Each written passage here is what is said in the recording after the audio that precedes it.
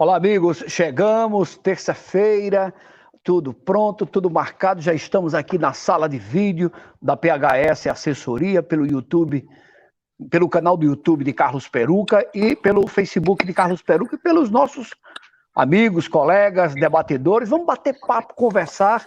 E hoje, para bater papo com você, está aqui a Tatiele, o Charbel, que é procurador do município do Recife, pré-candidato a prefeito da capital pernambucana, doutor Edmilson, advogado, contador, doutor João Guerra, advogado também.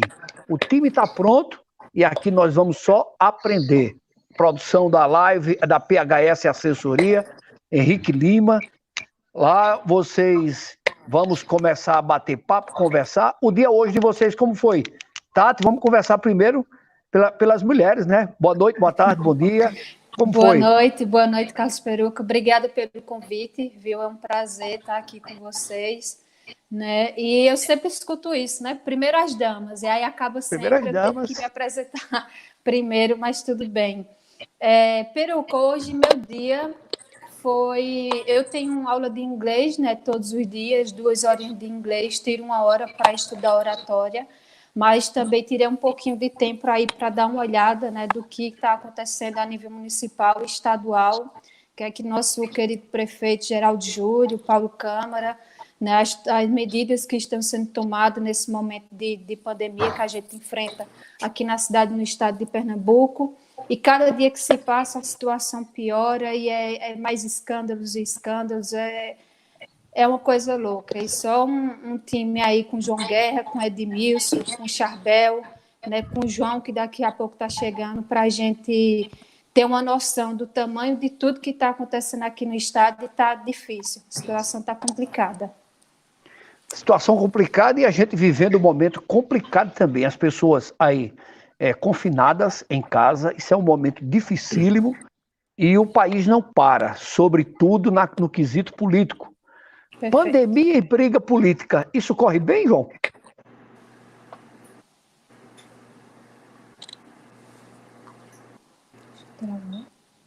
Eu acho que ele não ouviu. Então vou fazer a pergunta ao doutor Edmilson. Pandemia e briga política, isso vai bem para a população? Não vai bem não, Peruca. Nós temos aqui, primeiramente eu quero aqui dar uma boa noite aqui ao procurador Charbel, a Tatiele Salustiano, a minha amiga, a você, Peruca, quero agradecer aqui essa oportunidade. Peruca, é o seguinte, a gente tem que entender que existe um aproveitamento aí dessa questão da pandemia, tá? Com a liberação por parte, né, do regramento jurídico, de não ter mais aquela preocupação com o atendimento da lei 8.666, que é a lei de licitação, né? Que teve aí com esse estado de pandemia. E assim, né, a gente fica assustado com a quantidade de gasto que é desenvolvido pela prefeitura da cidade do Recife, gastando mais que cidades como a cidade de São Paulo, como Rio de Janeiro, Porto Alegre, Belo Horizonte. Então, assim, é algo a se espantar, e lembramos que nós estamos em período eleitoral, nós estamos aí em ano eleitoral, e assim, onde a gente deveria ficar aqui preocupado com esse cuidado do zelo público, né, com as finanças, a gente está vendo aí que o pessoal está tendo dispensa de licitação, quando, na verdade, a licitação era dispensável. Eu quero aqui agradecer a oportunidade, quero aqui saudar o pessoal que está em casa assistindo nossa live, tá? Que vai ser uma live de muito conhecimento e de muito aprendizado. Esse muito aprendizado também passa pelo nosso amigo, pré-candidato a prefeito da capital pernambucana, Charbel. Boa noite, boa tarde, bom dia, um prazer mais uma vez estar agora à distância, né? Ele esteve aqui no nosso estúdio, nos deu a honra de estar aqui lá atrás, no nosso estúdio, e agora à distância. Essa pandemia, dispensa de licitação, isso quer dizer que pode tudo, é? Bom, Peruca, boa noite Edmilson, Tatiele, João, boa noite a todo mundo e o pessoal que está nos assistindo aí. Bom, Peruca, é incrível como tem gente aproveitando da crise sanitária, uma das piores crises dos últimos tempos que a gente está vivendo da saúde no Brasil e no mundo, para faturar em cima, para ganhar dinheiro, para comprar, para usar o processo, a dispensa de licitação, a decretação do estado de emergência para ganhar, para lucrar em cima. É um absurdo. A dispensa de licitação, o estado de emergência, para que serve? Por que tem essa dispensa de licitação? Primeiro, para ter dispensa de licitação, você precisa de ter decretado um estado, por exemplo, de emergência, pode ser de calamidade pública e tal. E aí foi decretado em razão da crise sanitária. E aí você pode comprar sem licitação, por quê? Porque o processo licitatório ele é mais demorado, ele envolve etapas, envolve recursos, então ele é um processo mais demorado. E quando você está no estado de urgência, você precisa adquirir bens e produtos com mais velocidade. Para isso serve a dispensa de licitação. Ela não serve para comprar superfaturado e nem para enriquecer ilicitamente. Ela serve para um período curto, temporário, e para resolver problemas imediatos. Agora, o pessoal está se aproveitando disso, que não precisa de licitação, você pode comprar com qualquer um, e estão comprando com qualquer um de verdade. Empresas que não são capacitadas para vender, empresas que não são preparadas, equipamentos que nunca foram testados, por exemplo, em ser humano. Equipamentos fabricados por empresas que começaram a fabricar, viram uma oportunidade de mercado às vezes, e começaram a fabricar, mas muito estranhamente. Por exemplo, a Prefeitura do Recife encomendou mais de 50 respiradores, mais de 200 respiradores, pagou por 50 de uma empresa que é representada por uma pessoa, por uma empresa de São Paulo, que é representada por um empresário do Recife, que é envolvido num projeto, num escândalo aí de problemas aí de licitação e tudo mais, de outras demandas anteriores. Então, o que a gente pode ver é esse abuso, esse absurdo, a essa permissividade da lei. A lei permite de uma forma boa, porque tem que se permitir mesmo essa velocidade na aquisição, mas tem que punir com rigor, tem que fiscalizar, o Tribunal de Contas tem que fiscalizar, a Câmara de Vereadores, que não está fazendo o seu papel, deveria estar fiscalizando, pelo contrário, né? Abriu mão de criar uma comissão para fiscalizar isso. Então, a gente está vendo um problema crescente, Recife gastando mais do que as outras capitais e mais. O dinheiro que está sendo gasto, nós vamos aí chegar, já está uma previsão de 600 milhões de gastos, esse dinheiro não está tendo sinais nenhum de que vai ter um legado. Ou seja, vai gastar dinheiro, muito dinheiro mal gasto, e aí, depois que acabar essa crise, nada ou quase nada disso vai ficar como legado na saúde para a população do Recife aproveitar ou utilizar lá para frente. Esse é um problema muito sério. João Guerra, essa pandemia, dispensa de licitação, isso significa dizer que aquela lei famosa da procura e da oferta prevalece? É assim como é? Boa noite, Peruca. Boa noite a todos. Boa noite, amigo. Boa noite, Charbel, Edmilson, Tatiele. Perdão aí por no início da nossa live eu ter caído aqui a conexão, mas já normalizou tudo aqui. E se Deus quiser, vai tudo transcorrer na tranquilidade. Sobre isso, Peruca, nós observamos que a nós, cidadãos, cabe também ficar de olho, embora seja competência do Poder Legislativo, da Câmara de Vereadores, fiscalizar as ações do Poder Executivo, a nós, cidadãos, cabe não apenas fiscalizar o Poder Executivo, como também as ações dos legisladores, do Poder Legislativo, principalmente quando eles não cumprem a contento, quando é o que parece estar acontecendo no momento em que eles recusam a instalação de uma comissão própria para cumprir o trabalho deles. Mas, enfim, sobre a sua pergunta, de fato, quando se instaura um estado de calamidade pública, quando se decreta um estado de calamidade pública, como é o que está acontecendo aqui no Brasil, e nos municípios aqui também de Pernambuco, em razão, no estado de Pernambuco, em alguns municípios de Pernambuco, em razão dessa pandemia, de fato, existe a exceção, a licitação formal, do jeito que ela é determinada lá pela 8666, pela Lei 8.676. Mas, como o Charbel bem colocou aí, isso não significa autorização para superfaturar preços, não é verdade? Os preços eles devem ser praticados de acordo com o que o mercado determina, certo? Com o que a essas empresas que estão comercializando com o poder público já ofertaram em outras contratações. Dispensar não significa autorização para superfaturar. Tati? Venha também, tá, para essa fala, para sua opinião sobre essa história de dispensa de licitação, como se comportam aí os gestores em nível Brasil, em nível nacional, os 3 níveis, né? Ô, Carlos, Charbel aí fez umas colocações muito importantes, como o João Vocês completou. podem interagir, viu? Espero só eu falar, não. Podem entrar aí na conversa. Certo. Não deixa não que a gente fala muito. Carlos, Pode falar. eu tinha abordado assim nas minhas redes o seguinte, que, né, a gente vê só governadores, e vou colocar aqui principalmente o governo do estado, que é mais próximo da gente, né, de Pernambuco, que a gente só vê decreto chegando, vamos cessear a liberdade, vamos considerar aí o que é quando, né, veio o decreto de Paulo Câmara para a gente, que é um perigo, né, aos serviços não essenciais, dentro do que um governador, do que um decreto ele considera esses serviços não essenciais, e aí virou uma bagunça no estado, porque a gente só viu o decreto sendo feito, mas a gente, né, para cessear nossa liberdade, mas ao mesmo tempo a gente não viu plano de ação e nem gestão por parte do governo do estado. Eu vi, por exemplo,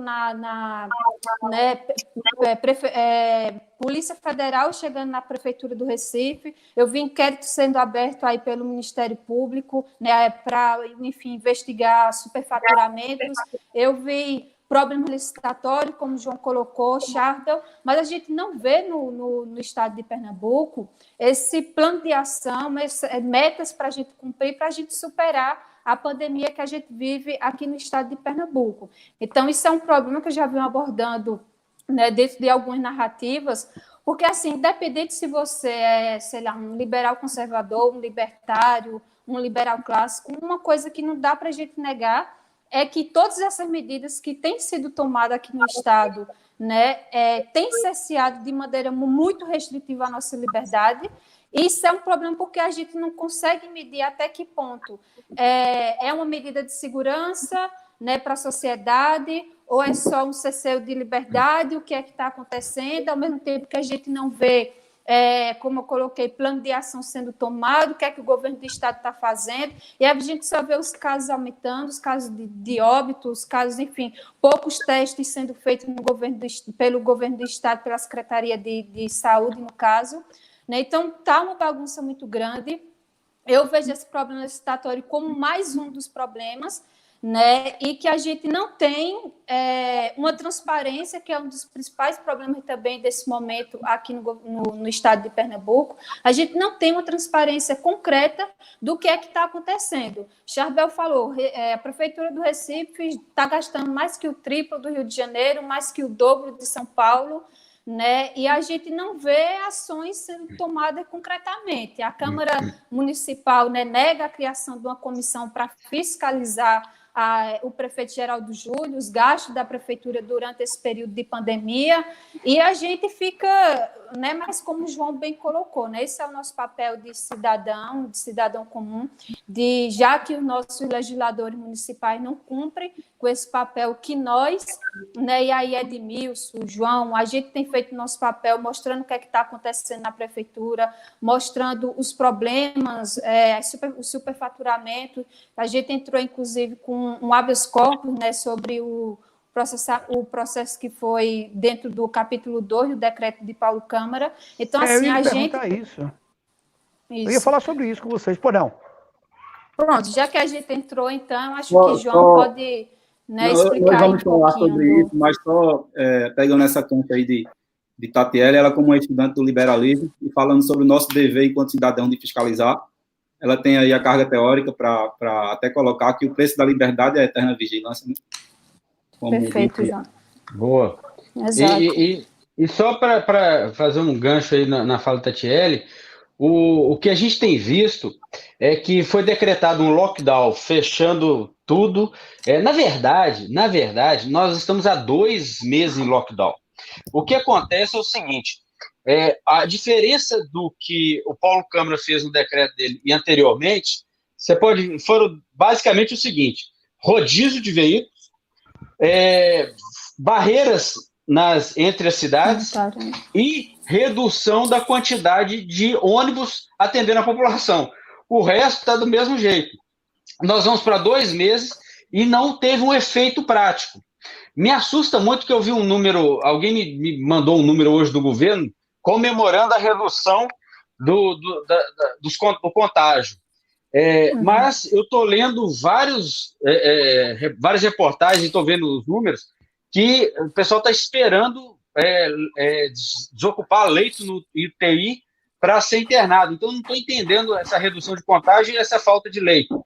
Ao mesmo tempo, o Geraldo Júlio tirou foto, fez vídeo, com vários hospitais, inaugurando aí vários leitos de hospitais de campanha, foto com vídeos com camas atrás, e aí quando vai ver, era só cama.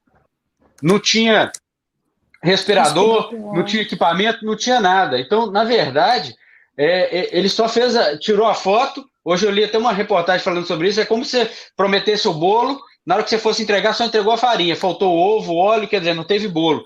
Então, só 36% dos leitos de campanha, com esse gasto milionário de Geraldo Júlio, foram entregues, porque falta equipamento e falta gente para operar.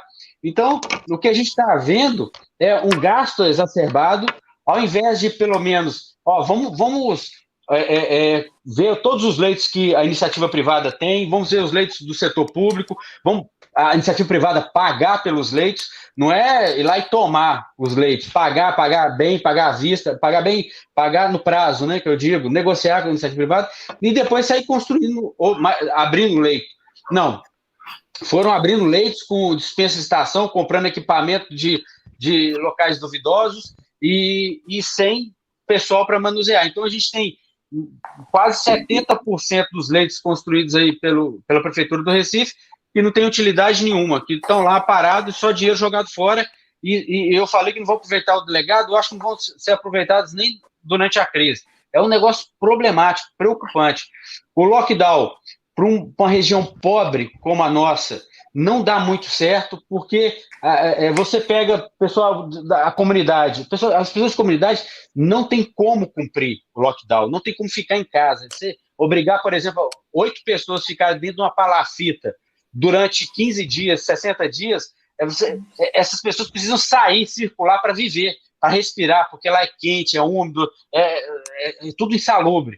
Então, a nossa realidade não permite esse fechamento. A nossa realidade seria um isolamento vertical, analisando aquelas pessoas que estão doentes, aquelas pessoas que tiveram contato com quem foi doente. Nesse espectro que deveria ter sido feito. Não dá para ficar copiando a Europa na nossa realidade. Não tem jeito. E mesmo a Europa já está retomando. E aí, outra crítica. Ceará, Rio Grande do Sul, São Paulo, Paraná, só para citar, João Pessoa, Paraíba, já estão com plano, já estão mostrando planos de retomada econômica. Cadê o plano Pernambuco? O que vai acontecer? Vai chegar agora dia 31 de maio, agora, eu acho que domingo, parece. Domingo vai chegar, domingo ou segunda, vai chegar aí no último dia, vai fazer o quê? Vai esperar acontecer, vai esperar chegar no dia, vai prorrogar, vai abrir. Então, nós estamos perdidos, nós estamos desgovernados. O Estado de Pernambuco e a Prefeitura do Recife estão desgovernados, estão sem governo, estão sem líderes, nós não temos ninguém, estamos desesperados. E eles estão apavorados, parecem escondidos debaixo da cama. Então, a nossa situação é lamentável. A gente precisamos ser liderados, guiados, mas o que tem aí é impossível. Colocar aqui um foguinho na lenha aí desse negócio, uma lenha no fogo, um fogo na lenha. Doutor Edmilson, o fechamento dos automóveis, o endurecimento, não faz ainda 12 dias, uma semana praticamente. Já deu tempo para ter esse resultado? Olha só, Peruca, eu não tenho esse número em mãos com relação à redução ou não da Covid. Agora, uma coisa é certa, a Prefeitura do Recife, ela criou uma indústria da multa, onde as receitas provenientes de multas, elas ultrapassam a marca, então chegaram agora em 2019 a 100 milhões de reais. E nós temos um batalhão de pessoas, que são os agentes de trânsito aqui em Recife, que foi a medida que a Prefeitura fez para tentar contornar essa ausência de receita. Por quê? Porque a Prefeitura do Recife, ela arrecada por mês uma quantia de mais ou menos de 8 a 9 milhões de reais. E a Prefeitura também está sentindo no bolso. Então, qual foi a fórmula mágica que criaram para tentar resgatar essa quantia que está sendo não aproveitada pela Prefeitura? é mobilizar e reduzir aí a mobilidade do pernambucano. É claro que essa mobilidade, tá, não deu certo em São Paulo. Aonde foi implantado não deu certo. Por quê? Porque nós não temos um transporte público adequado, suficiente, tá? E não adianta colocar as pessoas para utilizarem Uber. Seria muito mais fácil a pessoa utilizar o próprio carro. A gente tem que entender que a população ela precisa ser educada, tá? O problema é que o Estado ele quer dominar o indivíduo, falando o que o indivíduo tem que fazer ou não. O indivíduo ele precisa ter a liberdade com responsabilidade. Então, a forma que a prefeitura fez para tentar compensar essa ausência de receita é fazendo o quê? Restringindo a circulação de veículos. Então, você, ao circular com o veículo, você, num dia que não seja adequado com sua placa, você vai pagar multa, você vai ter o carro recolhido para depósito. Então, assim, foram criadas sanções para quê? Para tentar contornar essa ausência de receita. O Estado, ele não está preocupado, a prefeitura não está preocupada se o indivíduo tem ou não receita em casa, se tem o que comer. Ele está preocupado com o próprio bolso. E aí a gente entra no tópico aqui importante, que eu nunca vi o papel do vereador é muito importante, principalmente nesse momento aí de pandemia. E a gente está vendo aí a prefeitura gastando 600 milhões e os vereadores colocando em pauta na Câmara de Vereadores a implantação de uma fiscalização, de um conselho para fiscalizar. É papel do vereador fiscalizar, não precisa ter uma implantação de uma CPI para fazer investigação, não. Cabe ao vereador fiscalizar, legislar, representar o eleitor. Então, a gente verifica aqui que a gente tem uma ausência aqui, né, uma negligência por parte dos vereadores daqui da cidade do Recife. E é por isso que a gente chegou aonde chegou. Eu estou aqui recebendo diariamente, aumentou a demanda aqui de fechamentos de empresas. A gente está vendo aqui empresários aqui sentindo no bolso, na pele, esse problema da pandemia. 2 meses fechados, sem faturamento e com contas para pagar. Tem muita gente aqui desesperada e vendo que não tem condições mais de permanecer com a empresa. É um fato aqui que, acompanhado a isso daí, vem a questão do desemprego. E a prefeitura, a gente não vê nenhum planejamento para retomar as atividades, como bem colocou o Charbel. A gente verifica aí nos outros estados, o pessoal já fazendo aí a demarcação de como deve funcionar os bares, restaurantes, shopping center. A prefeitura já deveria ter editado alguma norma com relação a isso. A gente vai chegar no dia 31 de maio sem ter nenhuma perspectiva, sem nenhum regulamento jurídico aí para ver como é que vai ser a atividade disso daí. Vai chegar nesse dia 31, aí a prefeitura vai colocar uma norma como deve funcionar. Aí vai ser mais um mês parado, porque as empresas vão ter que atender. E a prefeitura, todo mundo já sabe, o que é que ela quer? Ela quer restringir o alvará, restringir o funcionamento. Então, a Prefeitura do Recife e o governo do Estado, eles andam na contramão do que se pratica no mundo. Nós somos a capital do desemprego e esse número vai aumentar porque nenhuma política pública para o emprego é realizada pelo prefeito e pelo governador. E um detalhe, tanto, né? Mas aí, essa é a realidade.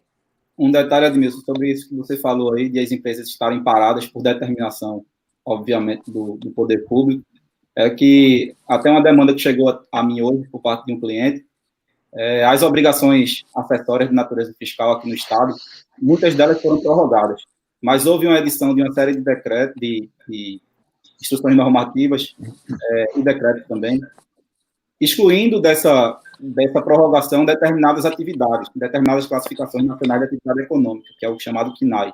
Mas, ao mesmo tempo em que essas empresas elas têm a obrigação de prestar as obrigações acessórias, o serviço de contabilidade ele está dispensado como uma atividade essencial e, ao mesmo tempo, essas empresas também não podem funcionar.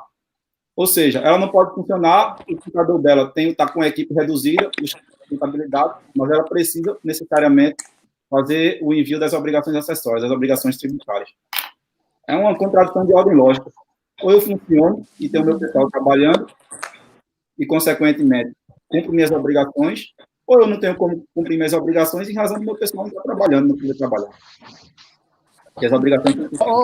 Só uma consideração, se me permitem, João claro. E Edmilson, que ele entrou em um ponto, né, nessa questão de quando do problema, a gente está criando um problema, a bateria está acabando, de economia de mercado em Pernambuco muito grande, porque quando um governador ele determina o que são essas atividades não essenciais, é um risco muito grande também para a continuidade desses serviços ditos não essenciais pós-pandemia. Porque quem está parado hoje, né, passando aí 1, 2, 3 meses parado, como é que se ergue depois?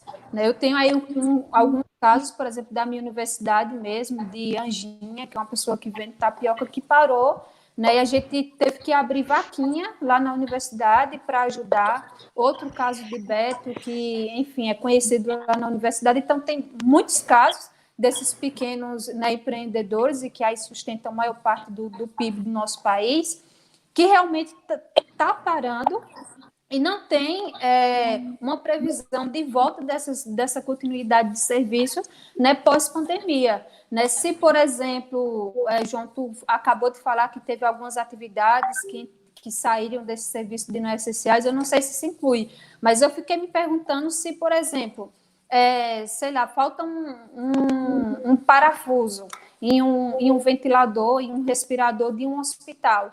Né? E quando a gente vai precisar de um serviço secundário, que é de um serviço especializado para consertar esse tipo de serviço, a gente pode continuar considerando esse serviço como não essencial? Aí é que é um problema. E Edmilson falou do rodízio, né, Peru, você tinha perguntado alguns dados em relação. Eu lembro que, assim que foi decretado esse rodízio de veículos aqui, né, no Recife, nas cidades aqui da região metropolitana, né, no outro dia saiu uma matéria do Diário de Pernambuco, no outro dia, um dia depois do decreto, que tinha aumentado as aglomerações nas linhas de metrô e nos ônibus. Isso era óbvio, né? Porque se a gente tem um decreto dizendo para as pessoas deixarem seus carros particulares em casa, as pessoas vão optar para o transporte público. Se as pessoas vão utilizar o transporte público, a gente aumenta aglomerações e aumenta mais ainda a chance de contaminação. Isso é lógica, ninguém precisa ser economista, matemático para ter uma noção dessa. Aí eu me pergunto, o que é que fez, né, a gente ter um decreto que fizesse, né, que chegasse numa conclusão dessa, sabendo que, por obviedade, a gente ia ter um aumento, sim, de aglomeração e de contaminação.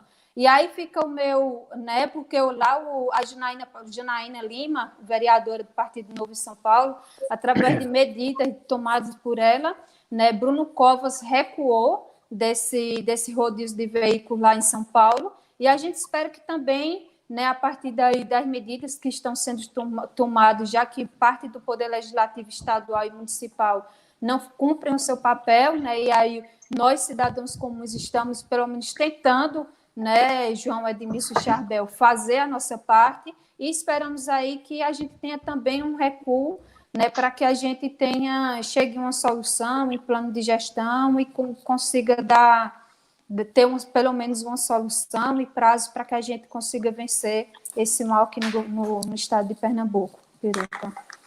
Charbel, vem para cá. Bora! Calado. Eu vou... Não, porque eu quando eu começo a falar não paro, né? Então eu tenho que deixar o pessoal falar também um pouquinho. Mas o que a gente fica chocado, e Tatiele resumiu bem, o que está acontecendo, né, com a economia, principalmente com os pequenos, com aquela turma que não tem reserva, que não consegue ficar parado, que não tem como se sustentar. Os micro e pequenos empresários, eles respondem por mais de 90% das empresas, chega a quase 95% das empresas no Brasil, são micro e pequenos empreendedores. Quando a gente fala de empresas, o pessoal pensa que é as grandes empresas, as empreiteiras e tudo mais, mas na verdade são os micro e pequenos empreendedores.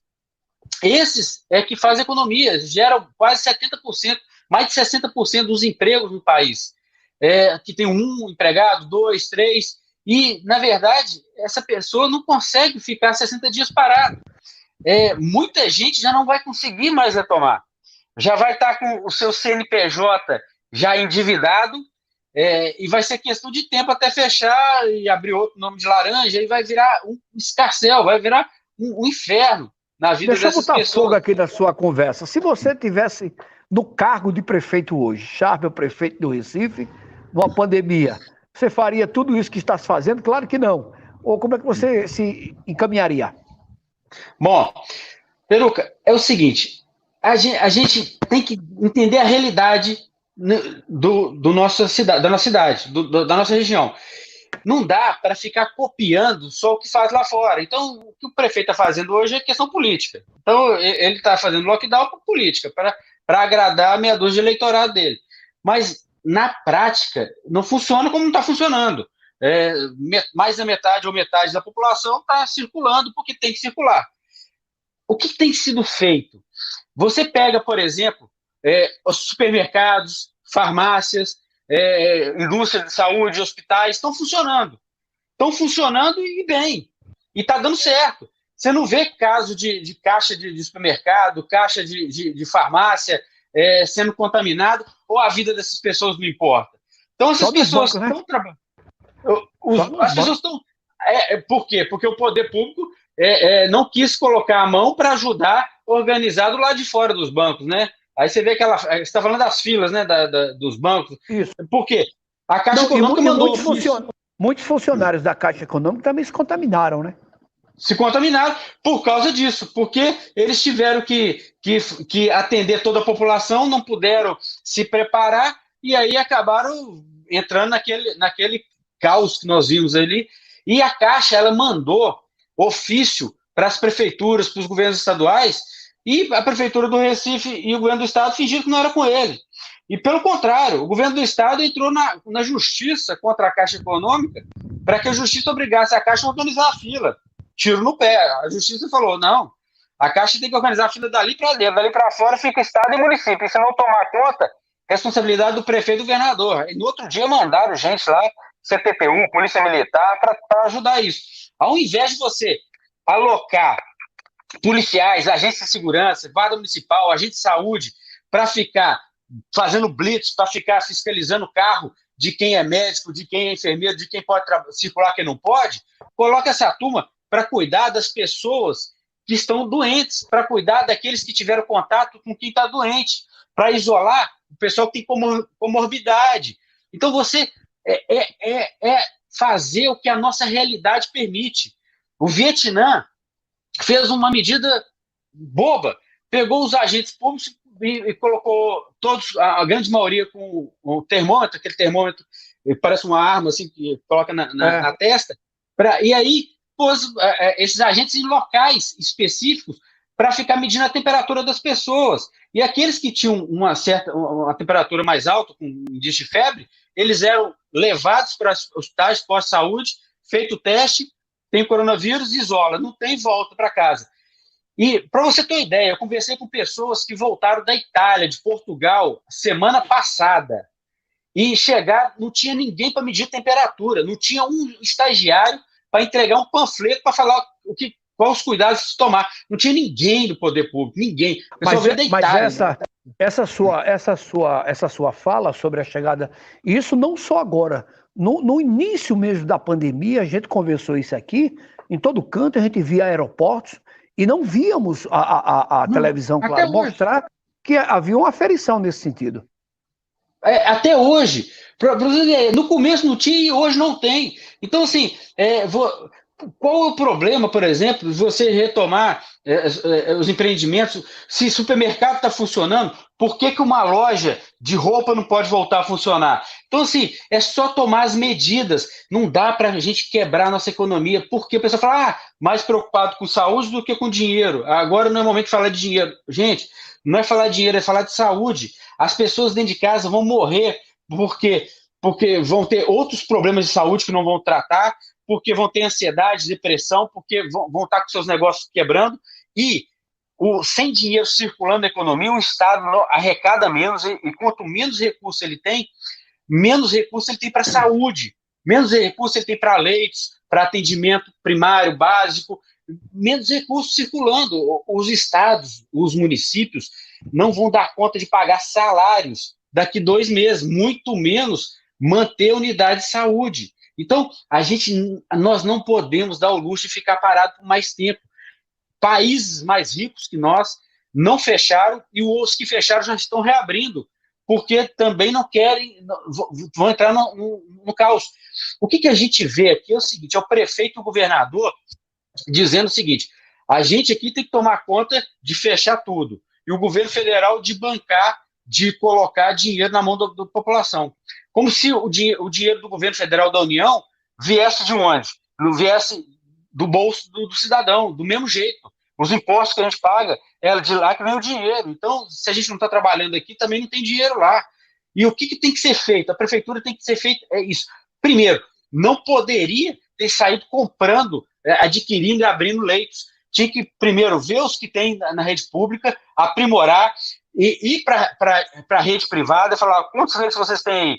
Vamos fazer um negócio, vamos fazer uma negociação. Eu compro esses leitos, eu pago. Pagar, né, dar o calote, como a Prefeitura do Recife e o Governo do Estado vem fazendo. E aí, todos os leitos foram tomados, foram reservados, e aí faltou leito, aí vai para o hospital de campanha. Não, primeira coisa, saiu correndo construir o hospital de campanha. Então, esse é um ponto errado, erradíssimo. Segundo ponto, testar, medir a temperatura das pessoas nas ruas, aumentar a quantidade de testes. Eu sei que é difícil adquirir testes, mas nunca foi o foco da prefeitura nem do governo do estado. E mais, quando você põe os estabelecimentos para funcionar, você obriga os estabelecimentos a seguir as normas e medir temperatura e tudo mais. E esses estabelecimentos cumprem a risca. Por quê? Porque senão eles pagam multa. Diferente, por exemplo, de um posto de saúde que não cumpre a risca e não paga nada. Não tem problema nenhum, porque o Estado não vai punir ele mesmo. Então, não há problema de fazer as coisas voltarem. E quem pode ficar em casa, fica, e quem deve, fica. É assim que está acontecendo hoje. Hoje acontece isso, só que com tudo fechado. E a economia indo para o caos. Deixa eu registrar aqui pelo YouTube, tem aqui o Tiago Pontual. Precisamos de mais debates e de qualidade em nossa cidade e em nosso estado. Debates como esses. Augusto, excelente debate. Fico orgulhoso do excelente nível dos pré-candidatos a prefeito, vereadores, vice, do Partido Novo. Parabéns ao programa Carlos Peruca, parabéns aos participantes. Claro, Sandro, ele diz, com certeza, os boletos e todas as cobranças já começaram. E aí, como fazer? Tiago Pontual, este ano o Recife terá oportunidade de qualificar a Câmara de Vereadores e a Prefeitura com os candidatos do Novo. Elvis Souza, não tem plano algum. Vão liberar para depois criar normas, falando aí com as medidas da Prefeitura e do governo. A conta não fecha nunca, é o que diz o Sandro aqui. Gilvan Ramalho, aplaudindo aqui o debate de vocês. Verdade, meu futuro vereador. É com você, Edmilson. O Sandro está falando aqui. Quem mais aqui? Não ajuda nada. Cria um clima péssimo para a população que precisa trabalhar para se sustentar. Cadê os vereadores? João Pedro Guerra Cavalcante, indo para casa e acompanhando vocês. Equipe top, entrevistador top, avante Leão do Norte. Olha aí, um ouvinte aí, um internauta, fã de João Pedro aí. O receio é que a crise seja permanente diante do abandono dos órgãos fiscalizadores. A população de Recife está abandonada, entregue à própria sorte. É o que fala aqui, mais uma vez, o Sandro. Cadê o TCE para fiscalizar isso? Vamos continuar aqui, depois a gente vai lendo. E Tiago Moraes, essa é a live de respeito. Sandro, meu vereador, isso aí deve ser com o Edmilson. João também é candidato a vereador, João? Não, eu costumo dizer que o Edmilson, o João Pedro, o Charbel, a Tatiele, esse pessoal tá na frente da batalha, tá encarando essa guerra, eu estou só assessorando eles, estou ajudando na medida do que eu posso aí, com o que eu adquiri de conhecimento na faculdade, na prática da minha advocacia, e estou à disposição ali para ajudá-los, porque eles verdadeiramente são guerreiros e estão dispostos a lutar, porque isso é uma guerra, isso é uma guerra. Vocês entraram com uma ação agora há pouco, teve uma matéria aí, se eu não me engano, de Jamildo, ou foi através de Jamildo, como foi isso? Eu queria só complementar um ponto que o Charbel colocou aí, sobre as medidas efetivas que devem ser feitas, e não de caráter genérico. E aí eu vim ouvindo hoje a CBN, me deparei com a notícia do que se passa lá na Alemanha. Eles já liberaram, por exemplo, os restaurantes, mas exigiram que os restaurantes tomassem medidas como, em caso de haver a contaminação por parte de alguns de seus frequentadores, que se comunique ao estabelecimento para que o estabelecimento possa comunicar a todos os outros que frequentaram naquele período. E como? O restaurante exige dos frequentadores que deixem no cadastro lá dados pessoais e de contato, porque assim o estabelecimento pode entrar em contato com eles para que eles façam o exame, verifiquem se realmente estão contaminados ou não, e em caso positivo, entrem em quarentena, entrem em isolamento. Inclusive, é uma medida que vai de acordo, inclusive, com o nosso próprio conceito de quarentena, que está na lei federal que previu o conceito de quarentena e de isolamento. A nossa lei federal, que foi precedida por uma medida provisória, ela traz que a quarentena pode ser decretada, e a quarentena, ela significa isolamento e restrição de circulação de pessoas suspeitas, ou seja, é necessário que haja uma suspeição. Não se pode simplesmente restringir a circulação das pessoas por qualquer motivo. Qual é a suspeita que existe no fato de o carro ter a placa com final ímpar ou par? O governador do estado, quando faz essa restrição, ele quer proteger as pessoas ou adotar uma medida de trânsito, não é verdade? Então, isso tudo, contextualizando já com o questionamento que você, Peruca, nos fez sobre a medida judicial que adotamos, isso tudo mostra que a medida adotada pelo governador do estado, ela tem questionamentos sérios, tanto de caráter legal como constitucional propriamente dito. Ou seja, ela não resiste a uma análise aprofundada frente à Constituição da República Federativa do Brasil, de 88, e a própria lei que foi instituída lá pelo governo federal, que é a lei número 13.979. Nós ingressamos com esse habeas corpus no dia 18, salvo engano, 17 ou 18 de maio, exatamente. O início, apesar desse decreto que restringiu a liberdade, a circulação das pessoas e veículos. E veja até que a tecnia. Se você restringe a liberdade da circulação de pessoas, para que restringir a liberdade da circulação de veículos? Veículos não circulam sem pessoas, até onde eu conheço. A não ser aqueles veículos já que são automatizados e são conduzidos sem veículo lá da Volvo, fazendo uma propaganda aqui.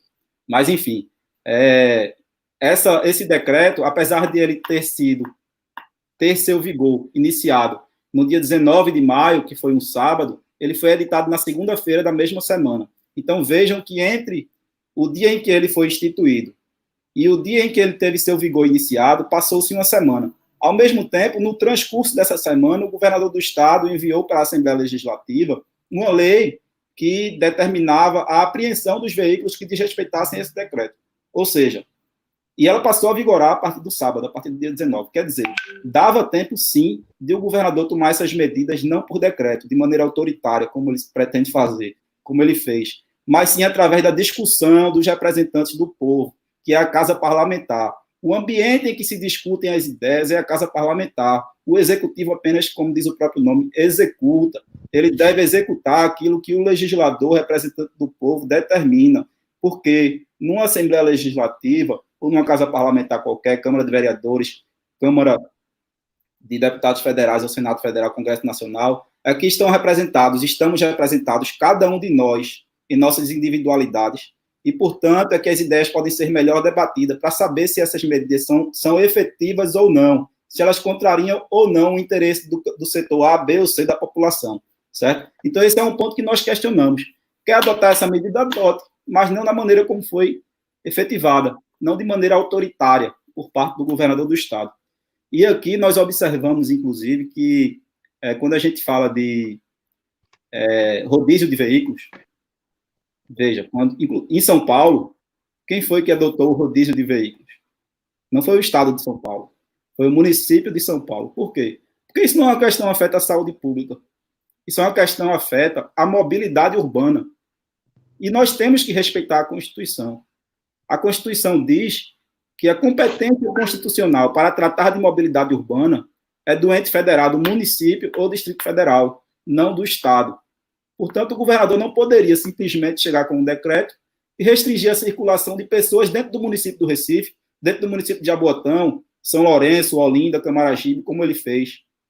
Quem tem competência para dizer se isso é necessário ou não, admitindo que isso seria legal, quem tem essa competência é o prefeito. através da Câmara de Vereadores, não o governador do Estado, certo? Então, nós observamos que esse decreto, que é o decreto número 49, alguma coisa, não tenho ele em mente agora, 49017, ele viola também esses dispositivos constitucionais, portanto, ele afronta o nosso direito de ir e vir e circular, sem justa causa, e por uma pessoa que não tem autoridade constitucional para impor essa restrição. Nós estamos falando aqui, Peruca, de restrição a direitos fundamentais. Não é qualquer direito. A liberdade de ir e vir, ela está esculpida, não é em qualquer texto legal, não.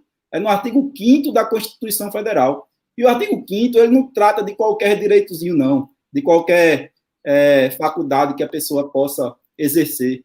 Trata dos direitos fundamentais que foram conquistados a duras penas no curso da história. A liberdade surgiu lá na Revolução Francesa de 1789, na independência dos Estados Unidos em 1776. Foram essas guerras, esses entraves que deram ensejo à normatização, à positivação, diga-se assim, a inclusão no texto legal desses direitos, para garantir que, por mais que o Estado venha querer ser arbitrário, ele não pode violar essa garantia do indivíduo, esse direito do indivíduo. Enfim, o debate a nível legal aqui é extenso. Desde questionar a constitucionalidade dessa lei que admitiu a restrição de pessoas, porque não houve estado de sítio ou estado de defesa decretado, apenas uma calamidade pública. Calamidade pública, ela significa retirar restrições, por exemplo, de ordem orçamentária, para que o Estado possa descumprir a meta fiscal, ou, por exemplo, a possibilidade de o Estado vir editar um novo imposto, que é o empréstimo compulsório, que é um novo tributo, na verdade, para ser mais técnico, um novo tributo, que é o empréstimo compulsório, mas não para admitir a restrição de direitos. As únicas hipóteses previstas na Constituição Federal, nas quais os direitos do cidadão podem ser restritos, são estado de defesa e estado de sítio. Nenhuma dessas medidas excepcionais foram decretadas, certo? Direito de ir e vir é um direito, a liberdade, Peruca, é um direito tão importante quanto a vida. A liberdade, a propriedade, por exemplo, surgiu também nessas revoluções históricas, e está também assegurada lá no artigo 5º. Então, por nós sentirmos que nós fomos efetivamente violentados no nosso direito de ir e vir, na nossa liberdade, nós impetramos um habeas corpus em favor próprio, nosso, todos nós que estamos aqui na live, assinamos esse habeas corpus, eu, o Charbel, até fomos capitaneados pelo Charbel, Edmilson Coutinho, João Pedro, Tatiele, todos nós assinamos esse habeas corpus, distribuímos, inclusive, até foi uma semana bem difícil para mim e para Edmilson, ficamos até tarde da noite, alguns dias, estudando e redigindo o habeas corpus e nos deparando com problemas de ordem técnica em razão da deficiência do tribunal nesse período das restrições do tribunal, leia-se, nesse período de coronavírus, porque o atendimento presencial não está funcionando. E como também nós não vivemos disso, logicamente, nós temos as nossas atividades, nossas obrigações. Política, para a gente, não é um meio de vida. Porque política não se faz apenas por mandatários. Nós também entendemos que o cidadão que participa efetivamente faz política. Mas não é um meio de vida. Então, nós temos que compatibilizar nosso meio de vida, que é o nosso trabalho. Só um minutinho. Pois não, pode falar. Se quiser interromper, fica à vontade. Eita, o áudio falhou agora. Olha, chegou aqui na tela aqui o nosso médico, doutor João Pedro, está com a gente aqui. Deixa eu passar o telefone aqui, que Milena está ligando aqui um minutinho para a gente. Chegou aqui nosso médico, João Pedro. Ele está na linha de frente nessa guerra. Boa noite, doutor João Pedro. Tudo bom, amigo? Está desativado. Está desativado. Alô? Agora? Boa noite, Peruca. Boa noite, pessoal. Charbel, João, Edmilson, Tatiele. Satisfação estar aqui. Primeira vez que estou usando essa ferramenta, estou achando sensacional. Obrigado pelo convite. E, realmente, estamos aí na linha de frente, tentando colaborar de alguma forma e aprendendo muito sempre. Me formei faz pouco tempo, então, assim, isso está sendo um grande aprendizado, mas não apenas para mim, como para toda a classe médica. É muito difícil você consertar um navio enquanto o navio está enquanto o navio está navegando. E então as coisas é tudo muito dinâmico. A gente está aprendendo a respeito da doença enquanto a doença está se manifestando e se espalhando. A medicina realmente correndo e o vírus correndo de um lado e a medicina correndo do outro. A gente tentando segurar isso daí. E é isso aí. Mas, graças a Deus, as coisas estão dando indícios de que está começando a amenizar. Estão começando a amenizar aqui no nosso estado, é o que eu tenho percebido.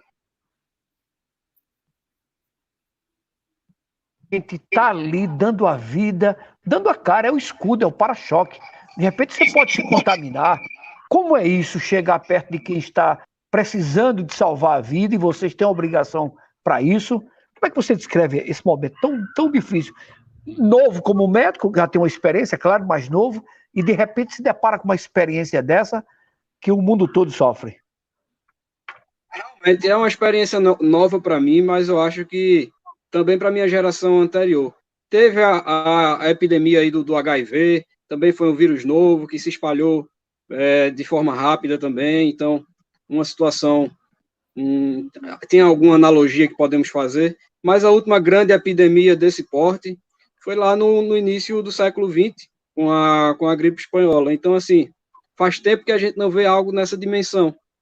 E para mim, e para toda a classe médica, como eu disse, está sendo um aprendizado. Todo dia sai artigo diferente, e todo dia tem mudança de algum protocolo, de alguma recomendação. Aí complica mais ainda a mistura do discurso das narrativas políticas com a questão da saúde, que é algo absolutamente, sinto dizer, mas é algo tão tolo, é tão imbecil você querer taxar, colocar como se uma medicação fosse de direita ou de esquerda, como alguns tentam fazer. Então, é até um discurso demagogo, é um discurso canalha até você querer polarizar em cima de uma pandemia. É claro que nós devemos fiscalizar, cobrar, principalmente agora. Se a gente tem deficiência de leito agora, de UTI, deficiência de respirador, não adianta vir um governador hipócrita que durante muito tempo pouco fez para a saúde de Pernambuco e agora querer dar uma de moralista. Eu vi um comentário, eu vi um debate de Charbel essa semana na CBN e basicamente o opositor de debate dele dizia que a oposição não deveria estar fiscalizando, dizia que a oposição não deveria estar criticando o governador e o prefeito, porque era momento de estar todo mundo unido e de não ter essa suposta polarização.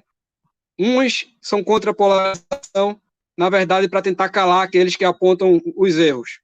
Outros dizem que são contra a polarização para tentar evitar a distinção de discursos políticos, de práticas diferentes.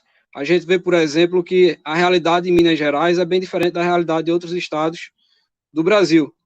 Não quero dizer que isso seja por causa do Zema. O Zema não tem controle sobre o vírus, o governador Paulo Câmara também não tem. Então, não adianta a gente dizer que é o Zema que está contendo o vírus, ou é Paulo Câmara que está deixando o vírus se espalhar. Sobre o vírus, a gente não tem muito controle, a gente pode tentar fazer medidas de disseminação, mas não vai ter tanto controle assim. Eu concordo com o Charbel, eu concordo com quem fala que a gente deveria ter adotado um isolamento vertical, porque o isolamento total, ele não funciona.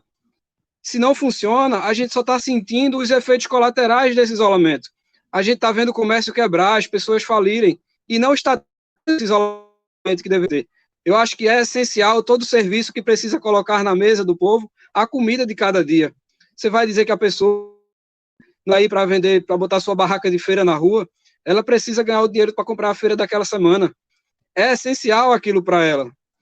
Então, assim, ou a gente faz uma coisa bem feita, na nossa realidade, ou a gente faz algo que tenha menos efeitos colaterais, que seria o isolamento vertical. Infelizmente, a epidemia aí, graças a Deus, já está passando. Infelizmente, os governadores tomaram medidas bastante autoritárias, estão quebrando o país e querendo jogar as coisas no colo de Bolsonaro. E, por sua vez, também não tem colaborado muito com o direcionamento dessa crise. É uma realidade. Defendo quase todas as bandeiras dessa gestão, mas, infelizmente, eles têm tido uma postura muito frágil na condução da epidemia. Então, veja que eu vejo crítica tanto do lado do governo federal, da direita conservadora, como eu critico também o pessoal da esquerda, que tenta polarizar para jogar tudo a culpa em Bolsonaro e quererem pousar como se estivessem fazendo tudo bonitinho. Eles deviam ter feito bonitinho desde lá atrás, e aí nosso sistema de saúde não estaria sucateado agora. Talvez agora a gente conseguisse receber melhor os pacientes.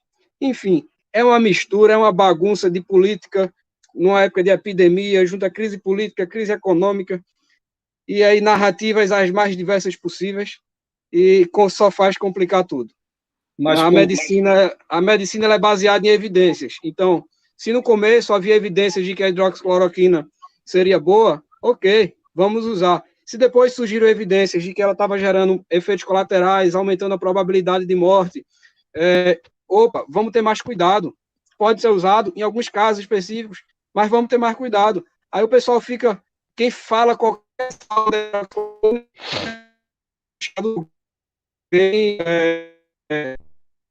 enfim, alguém que não defende a vida. É uma polarização idiota. Edmilson?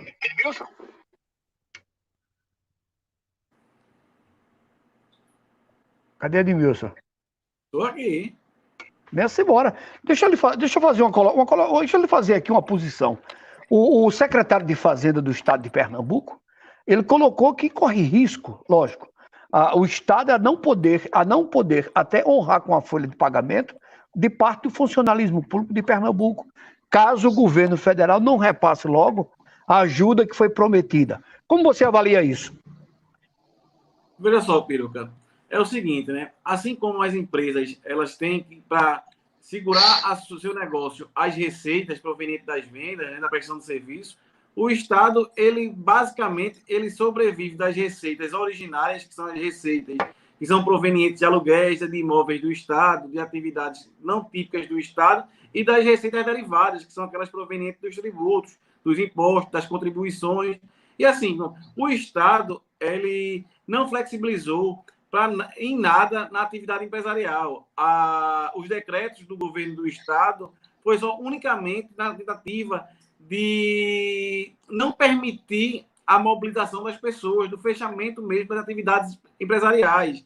Não teve nenhum benefício, os empresários não sofreram nenhum benefício com relação à redução ou suspensão dos tributos, tá? O IPVA ele continua sendo cobrado normalmente, o ICMS continua sendo cobrado normalmente, as fiscalizações, por incrível que pareça, elas continuam sendo executadas, os fiscais da Secretaria da Fazenda, eles continuam exercendo, e assim, o Estado ele vai sofrer as mesmas consequências que as empresas estão sofrendo. O problema é que o Estado, o nosso problema de a gente ter um Estado pobre, de a gente não ter uma saúde de qualidade, a gente não ter uma segurança que funcione de verdade, uma educação, é porque o Estado em si ele é muito grande, ele é muito chato. Se a gente pegar aqui a Prefeitura do Recife tem 38 mil pessoas. É muita gente. Então, assim, o Estado ele tem que aprender a conviver com o mínimo. A gente tem que entender que não é o Estado que tem que ser máximo. O que tem que ser máximo é o cidadão. O Estado ele tem que entregar para o cidadão saúde de qualidade, educação de qualidade. A gente verifica que, se alguém colocar aí na internet aí, falta de medicamentos aqui no estado de Pernambuco, a gente vai ver que faltam medicamentos essenciais para tratamento de câncer, para tratamento de diabetes, para tratamento de leucemia. Então, assim, nós temos um problema muito sério no Estado. Existe uma irresponsabilidade por aqueles que nos governam. Não é possível que de 160 medicamentos, 110 esteja faltando na farmácia do Estado. Existe uma completa desarmonia aí na gestão dos recursos públicos. O Estado ele é grande e ele vai sofrer as consequências. Os governadores eles estão pressionando para quê? Para que o governo federal socorra os estados e os municípios. Tá? Os estados eles têm que ter essa responsabilidade com o limite dos gastos. A gente não pode simplesmente deixar e aproveitar um momento e fazer como o Estado, como a Prefeitura está fazendo, de gastar 600 milhões de reais. A Covid vai passar. mas essa conta vai continuar para o cidadão. Ela vai ser cobrada de alguma forma, seja na forma de aumento de tributo, porque o Estado ele não vai reduzir o tamanho. O Estado, a gente vive uma política onde os mandatários, né, eles sobrevivem no poder porque eles colocam muitas pessoas para ocupar os cargos públicos, cargos comissionados, e são essas pessoas que ocupam aí, vão nas localidades. Cada localidade tem uma pessoa dessa na prefeitura, nos governos do Estado, e a gente tem que acabar com isso. A gente tem que fazer com que as crianças, a educação funcione, a saúde funcione, o transporte funcione, e a gente não tem isso. Infelizmente, a gente não tem como esperar algo de bom através da política que é adotada por Paulo Câmara e por Geraldo Júlio. Infelizmente, essa é a situação que a gente vive hoje. Tem um caso aí, a gente estava falando aí da questão do Estado de falta de planejamento, para você ver o absurdo. Fernando Noronha estava sem nenhum caso, o governo do Estado mandou aí os técnicos profissionais sem ao menos verificar se essas pessoas tinham ou não Covid. 12 pessoas foram infectadas, foram levadas para Fernando Noronha, infectadas, e o pessoal lá se revoltou, porque o governo do Estado é incapaz de fazer o teste para mandar o pessoal para a ilha. Então, assim, esse é o nosso Estado. Infelizmente, o pessoal não está preocupado com a saúde pública, não. Isso aí é mentira. O pessoal não está preocupado com isso. O pessoal está preocupado numa forma de fazer com que as licitações, com a forma de contratar, estejam aí à margem da lei. Essa é a realidade, Peruca.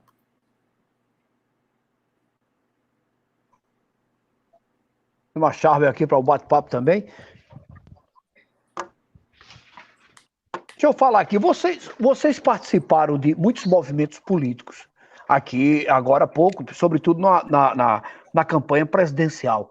A gente tem algumas fotos aí, imagens e a gente vai exibir essas imagens e vocês podem entrar falando aí à vontade. Henrique está preparando essas imagens. Olha, que marcaram. Vão dizendo aí, vão descrevendo aí como é isso aí. João Pedro aí primeiro. Esse é João Pedro. Bem, meu microfone está aberto? Está aberto. Fala aí. Alô? Estamos ouvindo. Bem, isso aí são as minhas participações minhas em algumas manifestações. Minha história política recente ela é marcada pela organização de manifestações em defesa das bandeiras, da liberdade econômica, da liberdade individual e do conservadorismo de costumes. Eu me coloco como liberal conservador. E como conservador, defendo a prudência, que é algo que a gente não está vendo nesse governo do Estado e nesse governo municipal. Eles só querem ficar bonitinhos na foto na época da pandemia, gastar sem licitação ou com licitação superfaturada, mas resolver o problema que é bom nada, senão teriam resolvido bem antes, controlando as doenças crônicas da população, porque são os portadores de doenças crônicas que mais estão morrendo. E isso é a atenção básica à saúde. É algo que já deveria estar sendo bem feito há muito tempo. Aí uma foto minha, na Marcha pela Liberdade, a última, no trio elétrico aí, ó. Isso aí é na Esplanada dos Ministérios, na Marcha pela Liberdade em Brasília, onde a gente foi protocolar o impeachment de Dilma Rousseff. Nesse dia, nós levamos ao então presidente da Câmara, Eduardo Cunha, remessas e mais remessas de documento pelo impeachment de Dilma, que conseguimos realizar. Foi algo que só aconteceu pela pressão dos movimentos de rua, movimentos de caráter liberal e conservador, que pela primeira vez na história do Brasil estão tomando as ruas. Nos últimos 10 anos, o que está predominando no Brasil é o pensamento liberal. Como bem disse Edmilson Coutinho, o cidadão quer tirar o Estado das suas costas. A gente quer menos Brasília, mais Brasil. Menos Estado e mais liberdade. Estado mínimo, sim, cidadão máximo. Aí, nessa foto aí, ó, onde está o pessoal de braços para cima, mais uma campanha que eu participei no dia da consciência sobre a alta carga tributária que o Brasil tem. É um dia de a gente lembrar a quantidade de imposto que é cobrado sobre nossos produtos básicos, como produtos de higiene, como medicamentos, como produtos da cesta básica, que incidem carga tributária considerável, além de todos os outros produtos. Então, é dinheiro do povo, que poderia estar sendo bem aplicado, por exemplo, na saúde, controlando as doenças crônicas, como hipertensão, diabetes, dislipidemias, para que asma, combate ao tabagismo, controle do tabagismo, para que agora, numa época dessa de eventual epidemia, a nossa população ela reagisse melhor. Existem algumas hipóteses de por que o Japão está tendo poucos casos. Uma delas é que as doenças crônicas lá são mais bem controladas. O perfil biofísico também do povo de lá. Por exemplo, nos Estados Unidos, a gente tem uma epidemia de obesidade. Então, um obeso, se ele se contamina com coronavírus, muito mais provavelmente ele vai complicar. E se o obeso complica, é muito mais difícil o seu manejo. Então, controlar a saúde como um todo. Edmilson riu aí, ó, porque... Olha, deixa eu dizer uma coisa a vocês. A gente viveu uma semana... a gente viveu uma semana tensa com aquela história de saída de ministro, o ministro Moro, vai lá pro vídeo. Olha, deixa eu perguntar uma coisa a vocês. Aquele vídeo pariu um rato, não? Para mim, pariu um rato. O vídeo é incrível. Não, na verdade, foi até o contrário, né? Foi um tiro pela culatra, porque aquele vídeo só favoreceu quem gostava do Bolsonaro começou a gostar mais ainda, e quem não gostava continuou não gostando. Quer dizer, o vídeo favoreceu, reforçou ele perante os eleitores dele, e quem achou que era uma bomba, pariu um rato. Eu acredito, talvez o Celso de Mello, o decano do Supremo, ele deve ter visto e falou, pô, estão xingando o ministro do Supremo aqui no vídeo, eu vou abrir porque a população vai ficar indignada. Na verdade, xingar ministro do Supremo ou xingar político, para a população, é o que a população faz o dia inteiro e todo dia. Então, na verdade, tem até a questão do espelhamento, né? As pessoas se espelharam no que o pessoal, naquela reunião ministerial, as pessoas falavam. Palavrão, falavam xingando o ministro Supremo, xingando deputados, senadores e tal. Então, na verdade, as pessoas se espelharam naquilo. Então, eu acho que foi um tiro no pé, reforçou a popularidade do Bolsonaro, ele saiu mais fortalecido. Sinal disso, a gente pode ver até o próprio mercado, as ações, a bolsa voltou a crescer, dólar cair, teve isso muito em razão de um trecho lá da reunião em que Bolsonaro ele reforça o seu apoio a Guedes, porque havia muito medo do Guedes estar balançando, estar podendo cair aí, e o vídeo mostra o contrário. Então, eu acho que esse vídeo reforçou mais o posicionamento do Bolsonaro, e, por outro lado, eu acho que ensinou também eles não ficarem gravando reuniões, né? Não sei se eles vão gravar mais as reuniões daqui para frente. João? Eu tenho um posicionamento um pouco peculiar sobre o assunto. Eu costumo dizer que a coerência... Vocês estão me ouvindo? Estou com o microfone aberto. Ouvindo, tranquilo. Eu dou muito valor à coerência. A coerência é um norte que nos deve guiar. E eu costumo dizer que quem passa a mão na cabeça do erro de casa não tem credibilidade para apontar o dedo na cara do erro da rua. Ou seja, se há interferência ou tentativa de interferência do Executivo sobre a Polícia Federal, ela deve ser investigada e apurada e punida, se for o caso, e ser confirmada, seja ela decorrente, proveniente da direita, da esquerda, do meio, de cima ou de baixo, venha de quem vier. Esse vídeo realmente fortaleceu o presidente politicamente, porque ele reafirmou e mostrou que, de fato, defende os valores que ele se diz defender.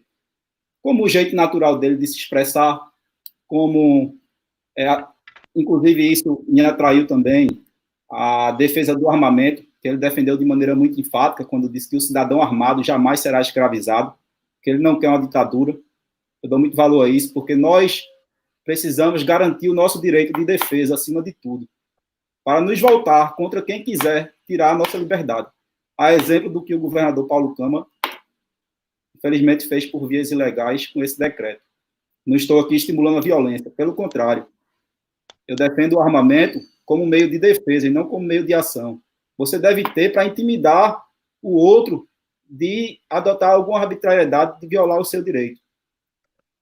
Mas, enfim, voltando ao ponto do questionamento, como eu afirmei, o vídeo, na minha percepção, realmente fortaleceu politicamente o presidente, porque ele mostrou que realmente defende valores como família, Deus, armamento, liberdade, mostrou que está afinado com o ministro da Economia, Paulo Guedes, e isso politicamente deixou ele fortalecido. Mas isso não impede que nós reconheçamos que há evidências de que, de fato, teve tentativa de interferência política na Polícia Federal, seja para favorecer deputados da linha governista ou mesmo para favorecer os filhos. Pode até parecer uma coisa normal na cabeça dele tomar esse tipo de postura para favorecer os filhos. E muitas famílias, inclusive, dizem, se fosse meu filho, eu também fazia. Mas a questão é que o poder público não é uma propriedade privada que você usa para defender a própria família. O poder público deve satisfação não à família dele, mas a nós, cidadãos, em defesa de quem eles devem governar. Por isso eu defendo que nós temos que ser coerentes e mesmo que isso ressalte determinados valores preconizados pelo presidente, isso também aponta determinadas falhas que devem ser reconhecidas. Eu queria aqui ressaltar uma mensagem que eu escutei de um deputado federal que eu aprecio muito, porque eu tenho muito apreço em suas falas. Não o conheço pessoalmente, mas isso não impede que eu aprecie o seu discurso, as suas ideias, que é o Marcel Van Harten. Inclusive, é um dos nossos deputados federais, um dos deputados federais do Partido Novo. Um dos 8 deputados federais do Partido Novo, e registre-se os 8 deputados federais que estão entre os melhores dos 513. São 8 que estão entre os 10 melhores dos 513. Não à toa, porque nós valorizamos justamente a tecnicidade. Nós não estamos aqui para fazer graça com o povo, estamos aqui para mostrar o que a ciência diz que é correto e deve ser executado. O que deve ser melhor, como o João Pedro bem colocou aí, a cloroquina deve ser usada, sim ou não, quem vai dizer é a ciência. Não é a política de A ou B, para ganhar popularidade com A ou B. E aí, voltando ao Marcel Van Harten, ele colocou que a polarização em si, ela é prejudicial ao povo, mas ela tem um grande efeito positivo. Ela surgiu para acabar com a hegemonia da esquerda, que por muito tempo vigorou em nosso país. E melhor, ela tem por consequência, que está por vir, a multipolarização, que é justamente essa ideia de nós não comprarmos pacotes fechados. Porque é de direita, está na caixinha, só pensa assim. Porque está na esquerda, está na caixinha, só pensa assim. Porque defende a cloroquina, é de direita. Porque é contra a cloroquina, é de esquerda. É verdade. Não existem pacotes fechados. Nós estamos entrando numa fase que vai ser muito salutar para o nosso país, como o Marcel Van Harten colocou, que é da multipolarização. Nós precisamos confrontar as ideias, inclusive, é uma coisa que eu vou até, e perdão pela referência a ele, ou agrade a quem não agradar, embora eu tenha feito muitas ilicitudes na presidência, é um grande constitucionalista, que é o Michel Temer.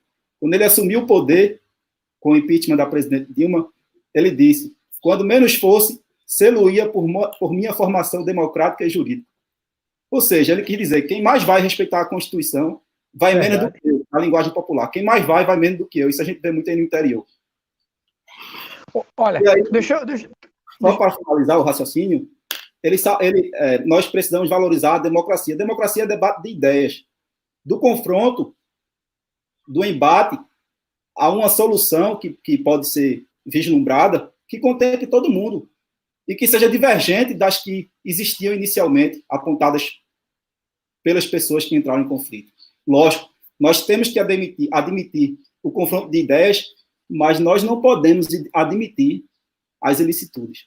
Nós temos que admitir o confronto de ideias para salvaguardar a democracia, mas não podemos admitir as ilicitudes para salvaguardar o Estado de Direito. Nós vivemos no Estado Democrático de Direito. E justamente por isso, para fechar o contexto, nós ingressamos com habeas corpus, porque nós não estamos aqui para descumprir, nós estamos aqui para questionar pelas vias legais os atos normativos dos quais discordamos. Muito bem.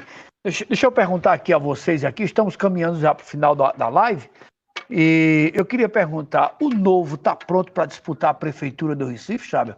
Câmara de Vereadores, como é que está se preparando? Se preparando não, o Novo já está pronto, já mostrou em nível nacional a que veio.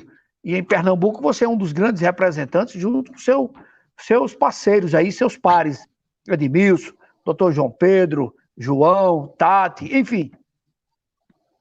Isso, estamos prontos, é um partido que já tem muita estrutura, eu digo que não é um partido do futuro, que ele já é do presente, ele já mostra a que vem. nós já temos 20 deputados pelo Brasil, o governador de Minas Gerais, que é um dos maiores estados do país, mostrando um excelente trabalho. Aqui em Pernambuco, no Nordeste, nós destacamos, já temos aí nossos pré-candidatos a vereadores, o pré-candidato a prefeito, o pré-candidato a vice-prefeito, toda a chapa já formada. O Novo tem um diferencial que todo mundo passa por um processo seletivo, e esse processo seletivo é que capacita o pré-candidato a vir a concorrer pelo partido, mostra o alinhamento, mostra a capacidade para o cargo que se propõe. Então, o Novo está bem preparado, com candidatos de excelente nível. Esse processo seletivo é um processo seletivo chato, demorado, bem meticuloso, que busca selecionar sempre os melhores. Então, o Novo está pronto. No Brasil, é indiscutível. Em Pernambuco, mais ainda. Já estamos há alguns anos aqui fazendo um excelente trabalho. E agora, esse ano, a gente vai trazer muito resultado. E a adesão das pessoas é incrível. Como as pessoas têm nos procurado, conversado com a gente, falando, vou apoiar vocês, eu quero ajudar, na campanha nós vamos trabalhar junto, né? Já estou falando com meus parentes. Em 2018, nós já tivemos uma votação excelente, nós já tivemos os nossos deputados, nós ficamos à frente de vários partidos em número de votos, da política tradicional, antigos, já conhecidos, e esse ano a gente já está bem à frente, nós já estamos mais conhecidos do que 2018, então esse ano promete muito para o Novo, e o Novo vem com tudo, e nós não estamos vindo apenas para participar, nós estamos vindo para ganhar, para disputar mesmo, para chegar lá, porque os pré-candidatos do Novo, os candidatos, a gente entende que nós estamos vendo que o nosso projeto é importante para a nossa cidade, para começar a melhorar a mudança, a renovação política do Estado, começando por Recife, pela capital. Edmilson, fala sobre o Novo, tá aí o Charbel. Essa matéria aí, como é pré-candidato a prefeito Novo, entra na justiça contra o rodízio de veículo. Foi o Charbel, foi justamente aquele habeas corpus que vocês... Isso. Né?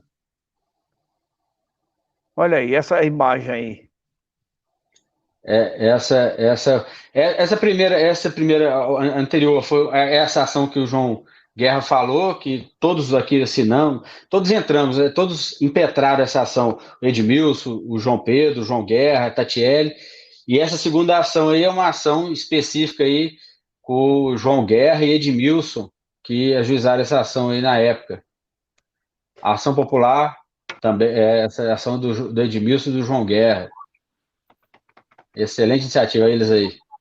Excelente iniciativa. Qual é o nome desse outro jovem aqui? O jovem que estava lá com o João e Pedro. O nome dele? É o Pedro. Pedro Kohler. É o que esteve lá no programa com a gente, lá no estúdio, né, João? Exato, estamos aí. Edmilson e o Pedro Kohler. João vai ser candidato a alguma... Olha aí. Pedro esteve conosco, Pedro, no seu programa, para tratar de um projeto que nós temos, nosso cidadão arretado. Inclusive, estou até tomando um cafezinho aqui na caneca do projeto. Olha aí, coisa boa. Superar a crise de representatividade. Através de nossa iniciativa.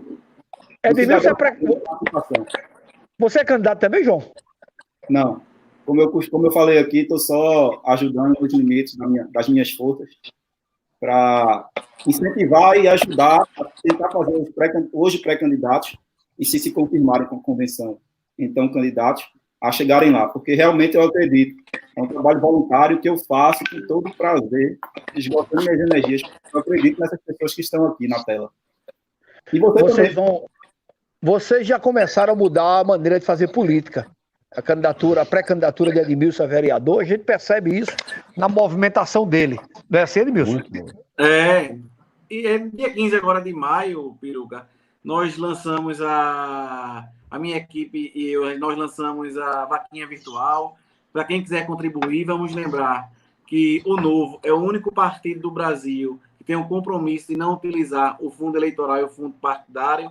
nós abdicamos desse valor, está lá, estamos aguardando para fazer a devolução para a União. Nós entendemos que esse recurso é um recurso que deveria ser destinado ao que realmente importa para os problemas do Brasil, como saúde, como educação, como saneamento. Nós temos aqui um problema gravíssimo que atordoa o recifense, que é que nós temos menos da metade da população tem saneamento básico, tem tratamento de água. Então, assim, a nossa campanha será uma campanha barata, será advinda de recursos de particulares, as pessoas que quiserem contribuir com nossa campanha, a minha, a de João Pedro, a de Tatiele. Como tem que ser, né? Isso é que é importante. São pessoas que acreditam de fato na política. Por quê? Porque esse dinheiro ele não vem de corrupção, não vem de superfaturamento nas licitações. Esse é um dinheiro que são as pessoas que acreditam no projeto. Nós tivemos um reforço agora na nossa candidatura para prefeito. Tivemos aí o nosso vice-prefeito também, um procurador federal, e é bom salientar. Então, assim, nossa equipe de vereadores são pessoas preparadas. Nós temos aí médico, temos arquiteto, temos engenheiro, temos contador, advogado. Então, assim, é uma turma muito boa, muito competente, que foi, de fato, passou pelo crivo do partido com relação à questão do alinhamento ideológico, da questão do conhecimento, de fato, de mobilidade, saúde, educação, o que compete, de fato, ao município, o que compete, de fato, aos vereadores. Então, assim, nós estamos com uma equipe pronta. Desde do ano de 2019, do ano passado, nós viemos aqui, eu e o doutor João Guerra, nós estamos lutando, travando uma luta pela moralidade administrativa. Os vereadores aí, na surdina, quiseram aumentar o salário, tá, para a próxima legislatura, dando rombo aí de 8 milhões de reais, como foi apresentado aí na imagem, tá? Então, essa ação, ela continua em trâmite, vamos aguardar aí uma sentença, tá? Decisão de primeira instância, e nós vamos continuar lutando. Por quê? Porque é inadmissível. Eles pegaram e, como forma de tentar, porque estava em trâmite, o aumento do IPTU, que era uma aberração, o projeto do aumento do IPTU, que era, se uma pessoa fizesse uma reforma na casa, tinha aumento do IPTU, a depreciação voltava. Foi uma aberração que tentaram fazer para aumentar a arrecadação aqui na nossa prefeitura, e aí, como fizeram um acordo, que viram que a população se revoltou com relação a essa questão do aumento do IPTU, e aí, como forma de agraciar os vereadores, no outro dia colocaram em pauta, sem a população saber, sem obedecer aos princípios da transparência, da moralidade administrativa, eles puseram em pauta, sem obedecer ao regimento interno da Câmara de Vereadores, colocaram em pauta um aumento salarial. Ninguém sabia. A gente ficou sabendo isso aí num dia, à noite. E eu e João Guerra, o doutor João Guerra, nós somos guerreiros de fato. Nós atravessamos a noite, passamos a madrugada fazendo a ação, e de 2 horas da tarde nós finalizamos, sem almoçar, fomos lá no fórum, protocolamos a ação e estamos aguardando. Está ainda aí na questão de apresentação das provas finais aí, vamos aguardar para ver o que é que a justiça define. Mas o time está pronto, o time do Novo vem aí, um time forte, tá? Que vai representar bem a população. Nós vamos se preocupar, de fato, com o que realmente interessa, que é a gente exigir saúde de qualidade, exigir educação de qualidade, fiscalizar acima de tudo, o que é importante, é uma bandeira que eu levanto, é a bandeira da fiscalização. Tudo isso que está acontecendo hoje, de obras abandonadas, eu vim fiscalizando obras, o Recife tem centenas de obras milionárias, tá? Temos aí o Parque do Caiara, que é uma obra milionária, o Rio São Francisco, a navegabilidade do Rio Capibaribe, é uma outra coisa aí que gastou muito dinheiro, e foi dinheiro desperdiçado, jogado no lixo, na cesta do lixo. Tem a ponte que liga aí Monteiro a Iputinga, uma obra milionária. Então, assim, é um descaso, é uma imoralidade com o dinheiro público. E vamos ver, a gente está aqui com um time forte, montamos um time e vamos firmes e fortes para a campanha, tá? Muito obrigado aos amigos. E quem quiser me seguir nas redes sociais, vamos aproveitar e vamos seguir, pessoal. Tá bom? Obrigado ao doutor João Pedro, médico. Aliás, João Guerra, advogado. Obrigado ao meu amigo Pedro, doutor. São irmãos, e eu dizer aqui no final, são filhos do meu amigo de salesiano de infância, Jerônimo, neto de nosso querido Valdemar, do Engenho Bonito aqui, neto de Marta Guerra, os dois, um médico e um advogado, doutor Charbel, procurador do município, muito obrigado, e a Henrique, da PHS Assessoria, que faz um grande trabalho de produção de lives. Está aí, é uma grande empresa para quem quiser contratar e fazer seus eventos. Um abraço, meus amigos. Obrigado. Obrigado. Um abraço, doutor João. Se cuidem todos. E doutor João em especial, porque está ali cuidando das pessoas. Na linha de frente. É verdade. Um abraço. Valeu. Um abraço. Valeu.